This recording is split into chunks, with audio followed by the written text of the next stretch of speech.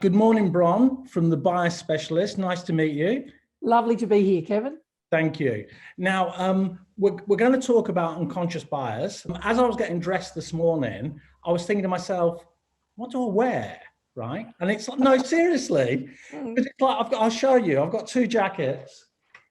I've got this one that's got loads of flowers on it.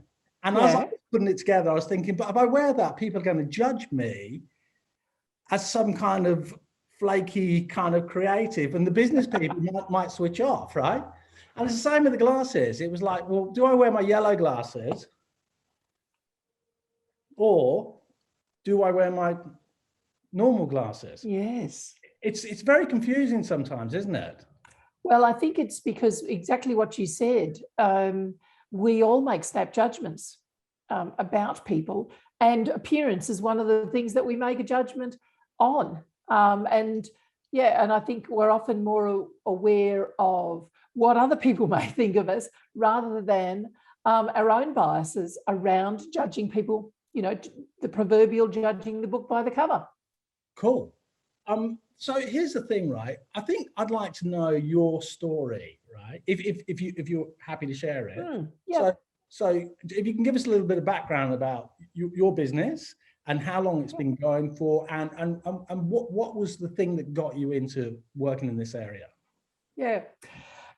Well, I do, and I love to be able to share my story. So thank you for asking. I've had a couple of iterations of careers in my life. Started off at the age of 8. I had decided I wanted to be a teacher.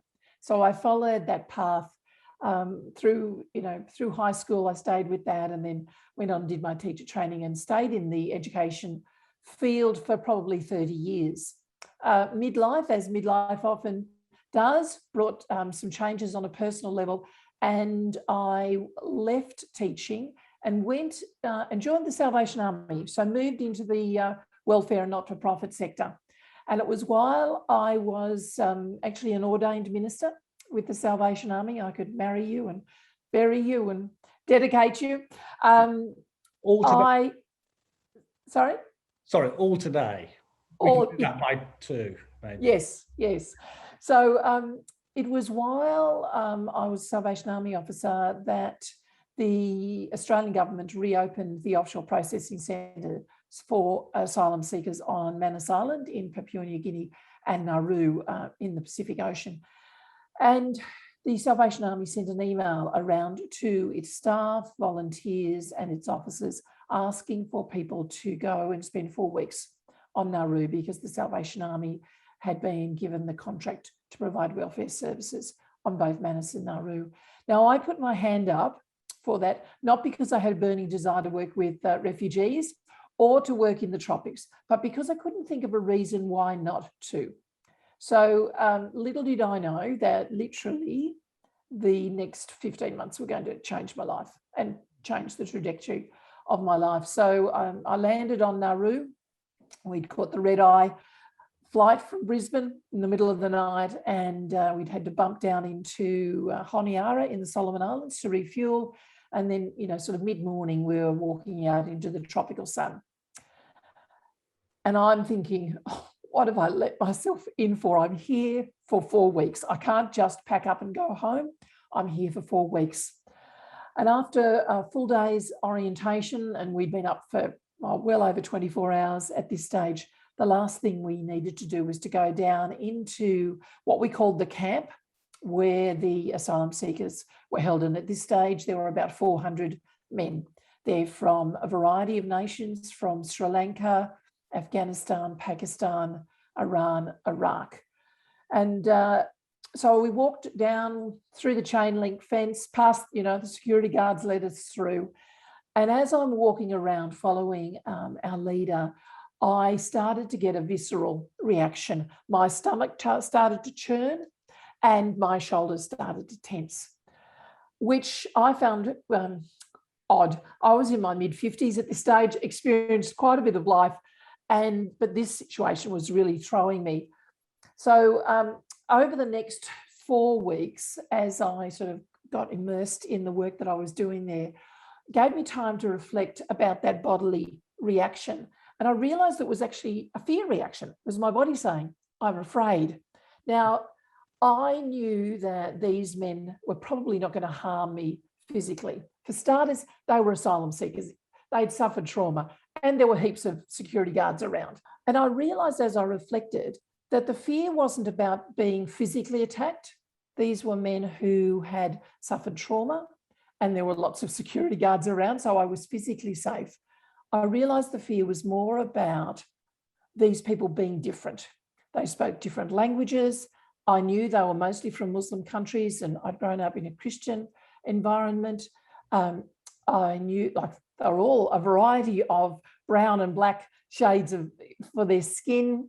It was just so different for me. And I reflected a bit more and realized that somewhere along the line, even though I would have said I didn't have a racist bone in my body, I had learned somewhere that difference was a threat.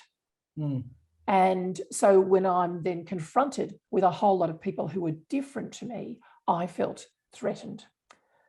I went back to Nauru for a second time. So that was November of 2012. I then returned for 3 weeks in February 2013. Was while I was there that time, I really felt that this was the place I needed to be. And so I asked the Salvation Army for a permanent appointment there. And I went back in June of 2013 as the religious liaison officer.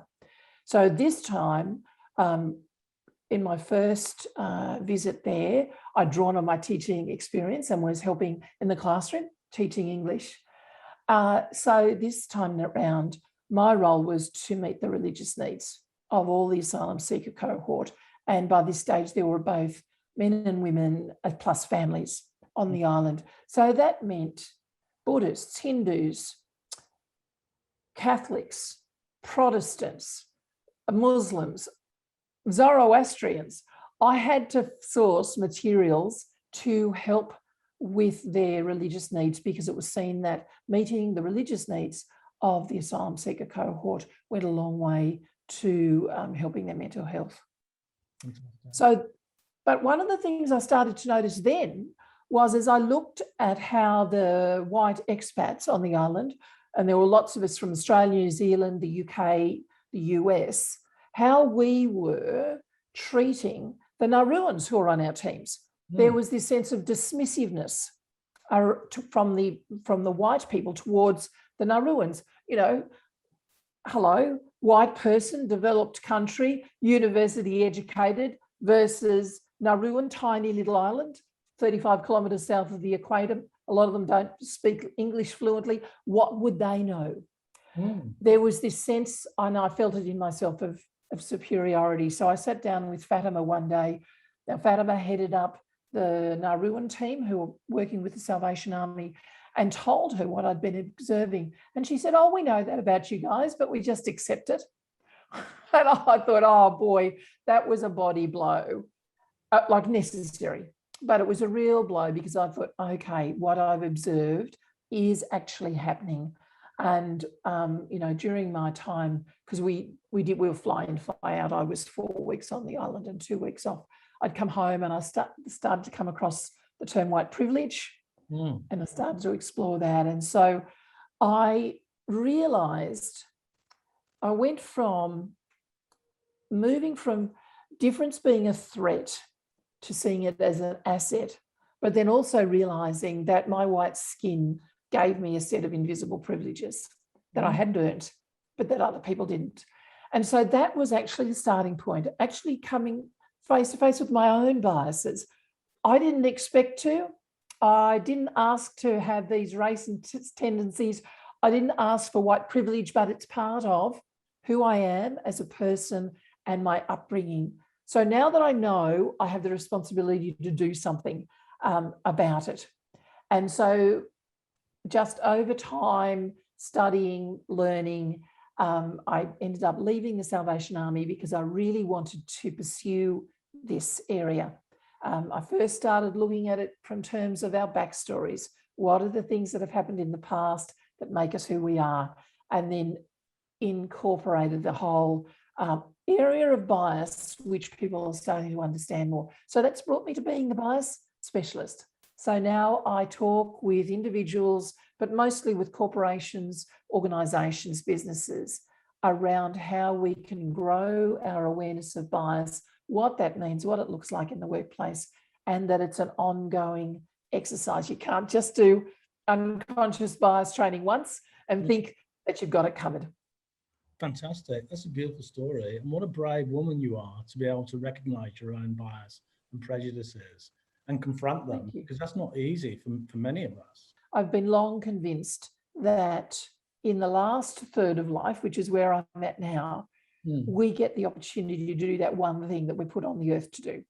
And so that's what I feel, that I have these next 20 or 30 years of my life to do this, to talk to people about bias, to add to the conversation around how bias impacts us, how it hurts, how it underpins all the inequity and injustice, and what we can do to work with it, because we'll never get rid of it. You know, my grandchildren are already biased.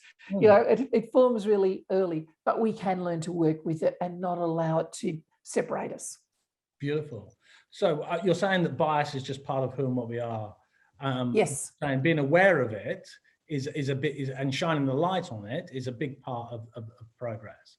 So just in very simple terms, what is unconscious bias? Unconscious bias is privileging one set of ideas or one group of people over and above another, and often to the detriment of that other group or set of ideas.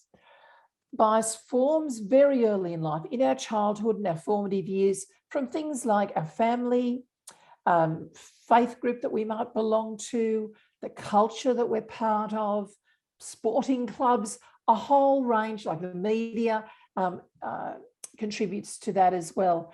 And then bias is unconscious. It sits below our rational and logical thought processes. Roger J. Davies says that bias operates in a parallel world to rational and logical thought processes. So you can think that you're doing something, making objective decisions, but at the same time, you've got biases over here that are actually affecting those. And so just like I would have said, I didn't have a racist bone in my body, that was my logical thought process. But actually, the fear that I experienced, purely because people looked and sounded different to me, showed me that I actually had a racist bias over here.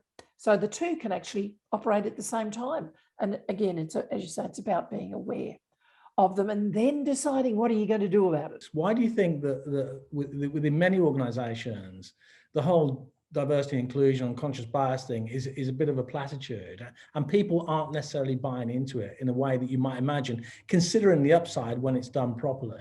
And making changes to the things that are considered normal is hard for all of us.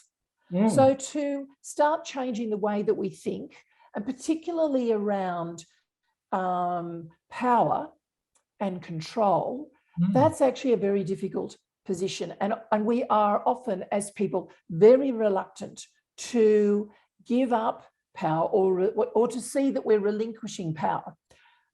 Okay, you know, from the conversation that we've just had, we know that actually if we not relinquish power, but share power, it's actually improves the bottom line. But people don't see that. They just see, I have to give this up rather than I can share this. So I think it's the whole status quo thing. We're comfortable with status quo. You know, we've always done it this way. And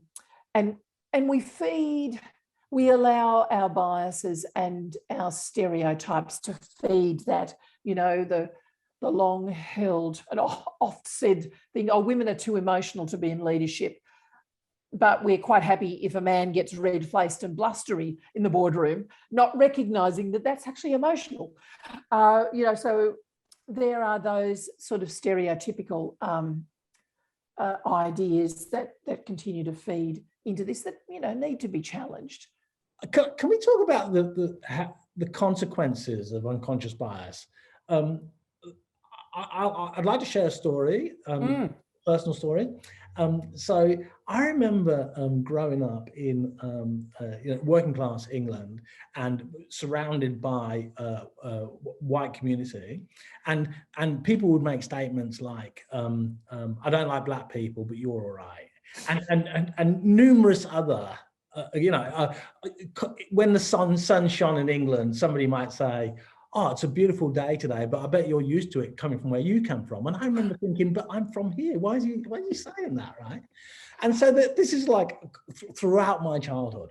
Now, 20 odd years later, I'm living in the north of England, and I've gone to a daycare centre for my son. And I walked into the classroom, and there's all these obviously young people, little chairs, little tables.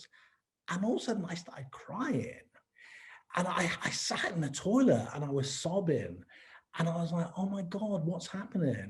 And what happened was that the experiences that I had growing up that I hadn't even acknowledged to that point came back to me. And it was like, "Oh my God." And my wife is white and my son's white, and he would not be experiencing racism in the way that I experienced it. It's a pretty different world. And but that's interesting, because I didn't realize how much pain all of that stuff had caused me growing up.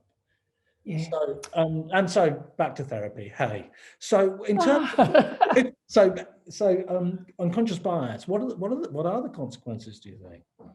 Well, I made the statement earlier that bias lies beneath all inequity and injustice.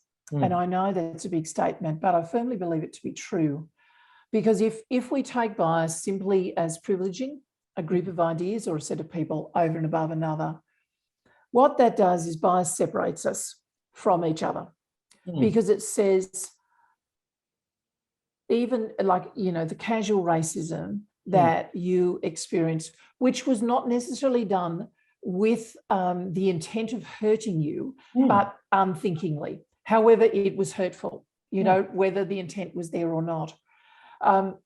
So all of those ways that make us feel different, you were made to feel different by those very casual comments. Born in England, English accent, but hello, you got the wrong coloured skin. That was what was being communicated to you. You couldn't possibly be English because you've got the wrong coloured skin. I've got one of the men that I worked with, who was on our Salvation Army team. His heritage is Sri Lankan, and he is as black as like the darkest of black skin. Open his mouth, and he's got the broadest Aussie accent. So, obviously raised here in Australia, very easy, like we said initially about judging a book by its cover, to think that Patrick must be born in Sri Lanka and he must have a Sri Lankan accent, but no, he's born in Australia. So it's these assumptions that we make. And what happens when we make those assumptions is, again, that separates us from other people, and we put people into categories. You were put into a category of someone who wasn't born in England, even though you were, but in people's minds, or that that comment about you and the sun, there was an assumption about your growing up and your background and how you experienced the world that was actually not true, had no bearing on reality, but it was an assumption made purely because of the colour of your skin. So what bias does is it separates us from people. It does it unconsciously because those sorts of comments come out so often. I've had, actually the man I was just referred to, manager in the government department, now he comes from an Indian background, and he said the casual racism, just the comments that float through the office, get so tired of them. I've had people who are in cowed networks, who are asked by white people, well, what's so important about you people? And that you people bit, again, it's a bias that says just because you're culturally and linguistically diverse, you must be hugely different to those of us who are white, who are not diverse. so I think it's this separation, and then that separation allows us to make assumptions about people, rightly or wrongly, and mostly wrongly, about their character, about their ethics, about their behaviour, about their attitudes. We make assumptions that people who are not like the major demographic, which in most Western countries is white, we make the assumption that people who are not like us, like me, are therefore very, very different and couldn't possibly think the way that we do. And so that shows itself up in people being passed over for promotion. And, you know, women suffer from this as much as people of colour. You know, there's an assumption that women don't have the same capacity to lead.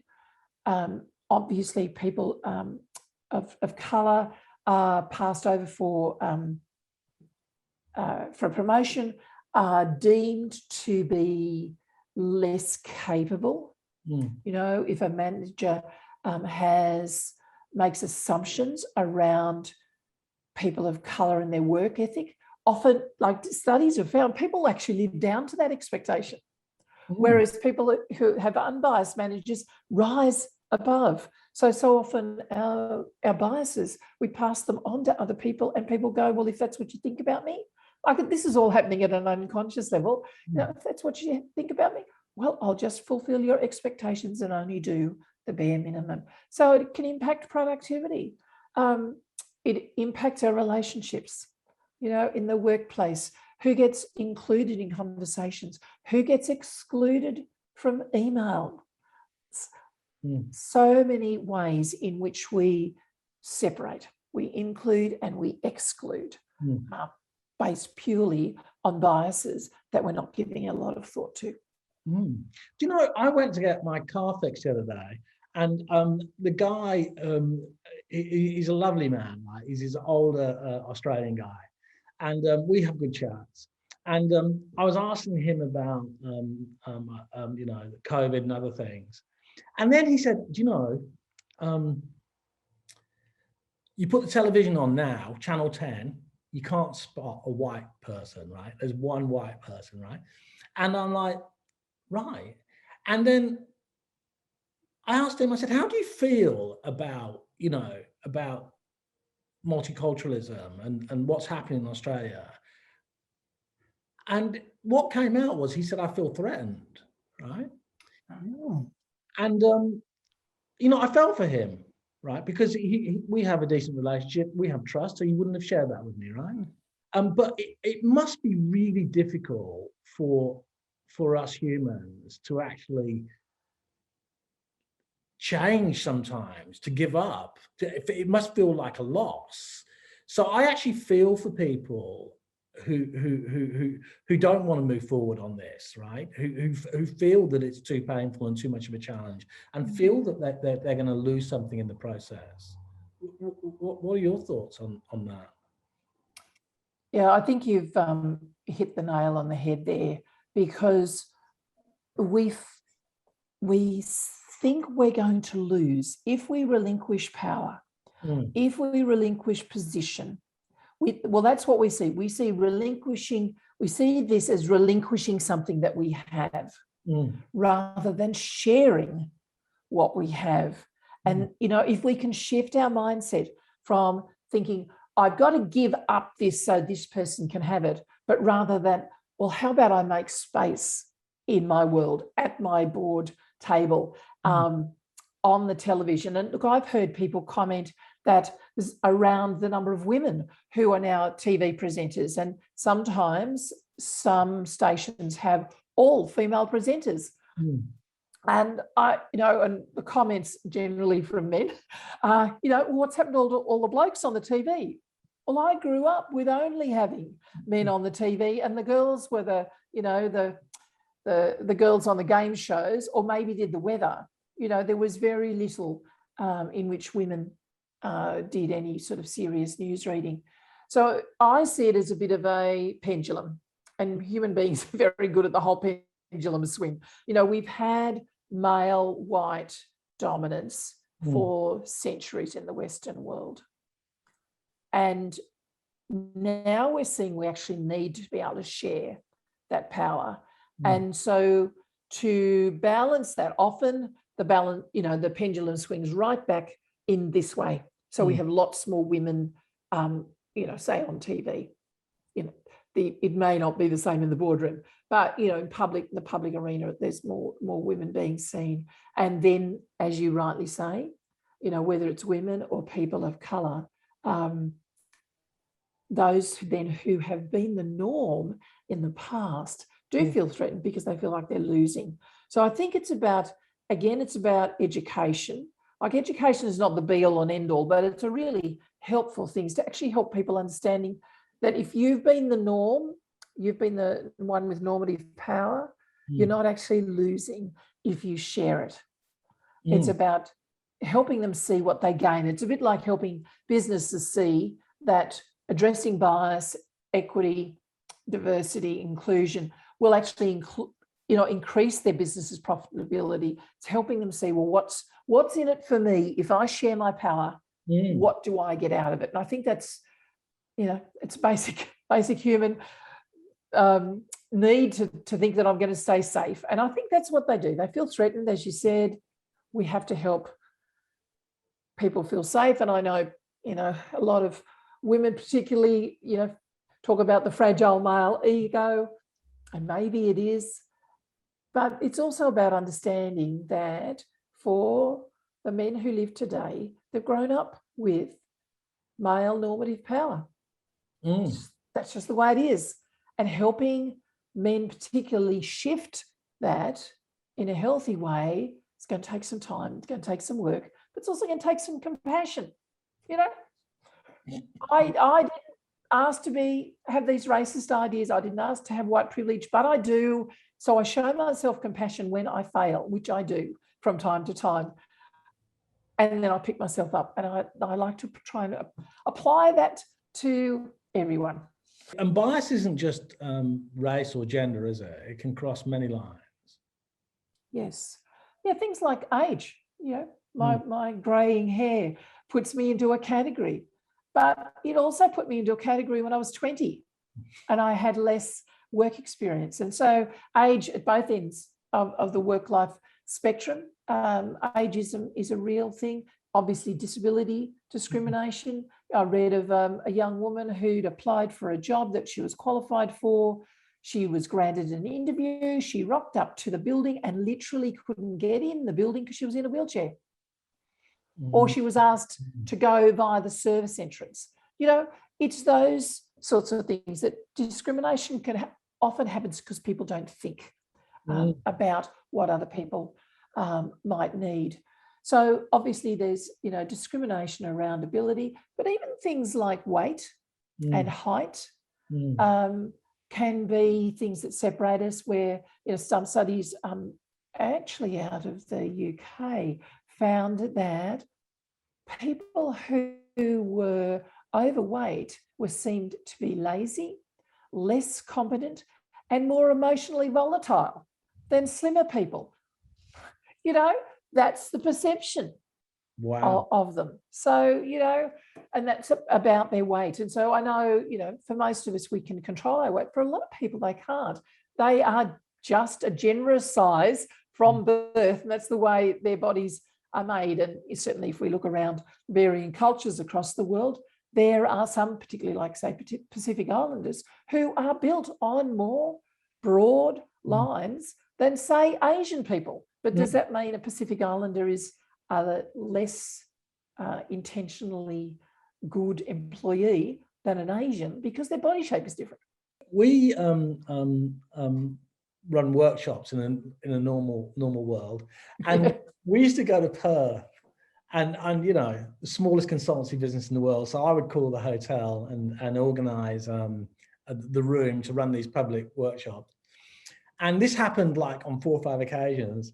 And I turn up with a colleague of mine, a friend of mine who's white male, and we'd go to the reception, and they'd go, "Oh, Mr. Berry," and they would point to him and shake his hand, right?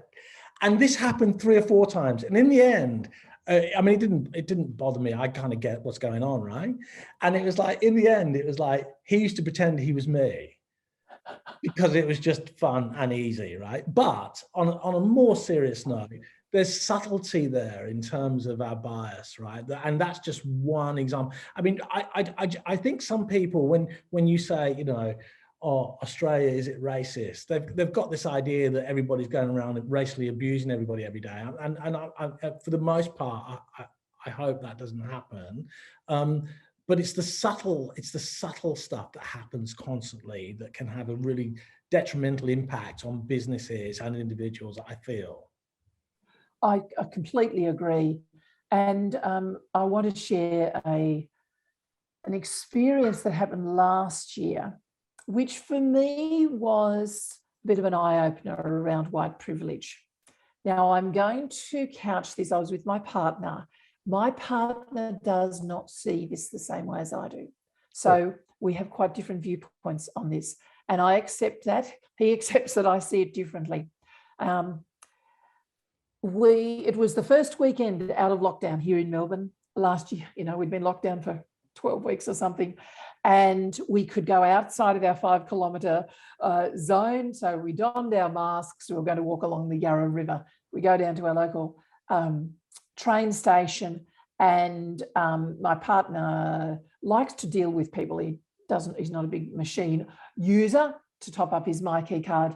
So he and I stood in line. Now, at the counter was a dark-skinned man being served by a dark-skinned employee. Now, this was taking a bit of time. We still probably had 10 minutes before our train was due, so I wasn't too worried, but I could notice that my partner was getting a bit fidgety. A white man came out from behind the counter, out of the office, and came to see us and asked what we wanted. You know, we said, my partner said, look, I just want to top up my MyKey card. And so the white man goes back inside. Now, rather than opening a new terminal to serve us, he asked the dark-skinned employee to step aside and the dark-skinned client to step aside, and served us at the terminal that was open.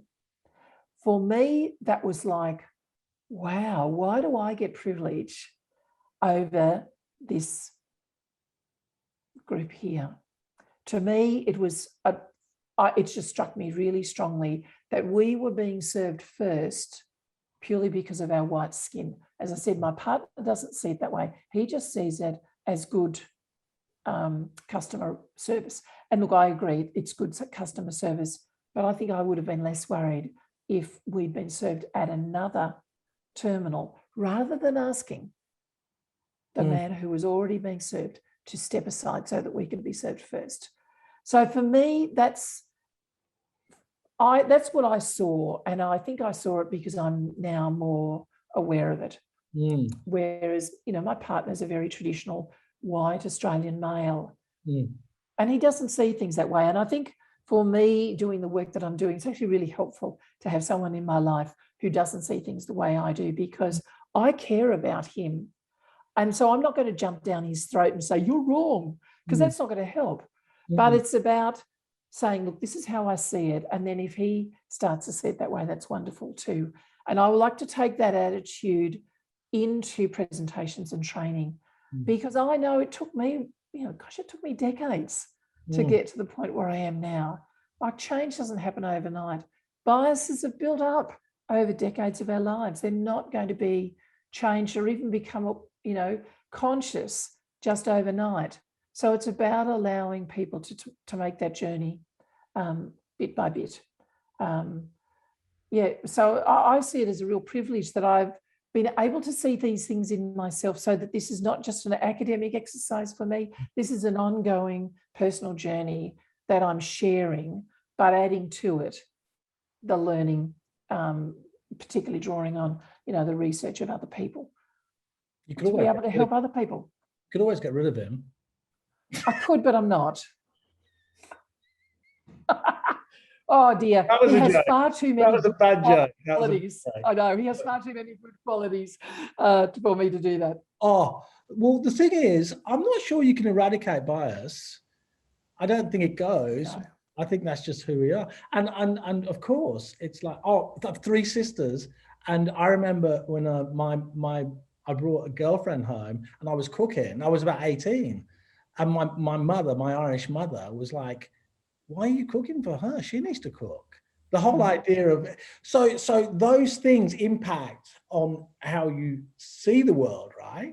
Yes. And so there's so many bias that I'm continuing, like the whole concept of doctors that in my mind, they're always male, right?